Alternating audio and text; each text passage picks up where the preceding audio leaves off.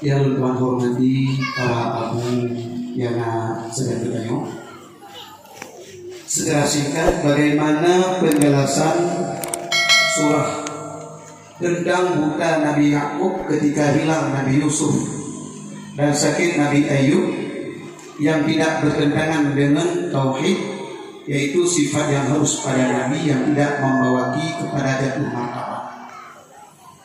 Jadi sebagaimana tersebut dalam kitab Darussamin, kemudian dalam kitab Al-Aqaidud Durriyah, dalam kitab Tuhfatul Murid, dalam kitab Bidadari, Nabi Ayub sebagaimana yang sebahagian ahli sejarah mengatakan, yaitu sakit ikap li ulat sehingga dulu aso-aso tinggal lisan dengan hati. Yang adalah sejarah yang batil, bahkan karenanya menjatuhkan martabat para rasul. Jadi yang sebenarnya dipancing sakit Nabi Ayub, sakit Nabi Ayub adalah sakit antara kulit dengan telur, ataupun sakit cacar. Sakit cacarnya tidak membawaki kepada jatuh martabat dan hanya dapat diliwat oleh umat. Yang satu poin. Jadi tidak pernah Nabi Ayub ikap di ulat dulu asalnya beradaan. Kapan lagi buruk itu yang pertama. Kemudian yang kedua, Nabi Yakub yang sebenarnya bukan buta. Dalam satu kitab tersebut, yaitu karena adanya selalu air mata berlinang tebit sampai di mata, di samping berzikir ke Allah ya ke Allah dan teringat kepada anak Nabi Yusuf. Dalam asumsi Nabi Yakub, Nabi Yusuf hanya itu di segala, sehingga selalu menangis. Jadi hotel aja, jangan merambah budak yang saudara-saudara Nabi Yakub kadang-kadang lemah, tapi bermakna nyematnya bukanlah budak. Yang satu pendapat. Kemudian hotel itu kabar gembira Nabi Yusuf masih hidup dan sudah menjadi raja di Mesir.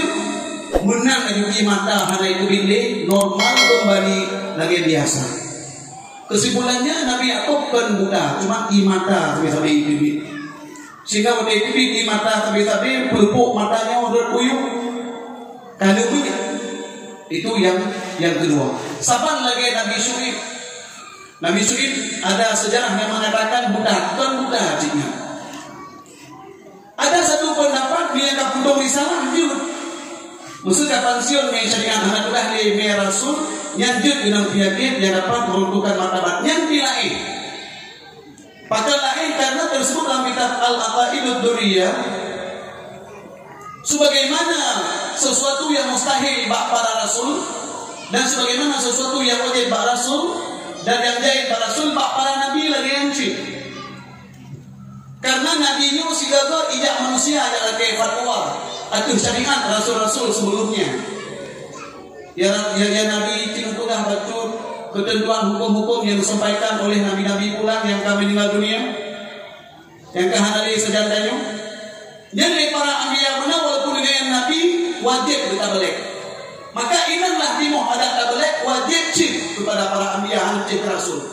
Tapi kan secara kuliah, kan secara menyeluruh, atas nama rasul tabligh secara kuliah jadi wajib tabligh. Tapi dia para nabi apabila tidak syariatnya harus tabligh. Menyertai lagi istifta, yang lagi fatwa oleh umat bahwa dia nanti syariat nabi-nabi awal, yang wajib tabligh. Cuman apabila wajib tabligh berarti mustahil syirik. Kenapa? Penyakit yang dapat merusakkan martabat mereka. Misalnya namun juga Nabi Ayub dia pernah ikap yang najur, tapi dia kapan siun di syariat. Dia contoh Nabi Ilyas Wayu mendengar tapi kapan siun. Yang pendapat yang gaib tidak boleh kita beramal. Kesimpulannya, Nabi Ayub adalah sakit yang cuma cacar dan sakit yang di antara telung dengan kulit. Nabi Yakub kan buka, cuma itu ia mata sampai teringat kepada Nabi Yusuf sehingga pelupuk matanya kalumok. Karut tentang tapi itu tentang buka pada haikon. Kemudian Nabi Syuaib pun kan buka. Yang termasuk payah jaga oleh kita ikut yang bersih supaya beta paham yang hanagot kepada para rasul dan para anbiya. Lut warasai namanda. Assalamualaikum warahmatullahi wabarakatuh. Alhamdulillah. Luh boh item dalam musyawarah pada guru yang sangat berbahagia dapat dari kita bersama. Mudah-mudahan dia dapat bermanfaat dan menambah ilmu dan wawasan Daniel yang mudah-mudahan Daniel bisa kita amalkan untuk kemudian hari. Kemudian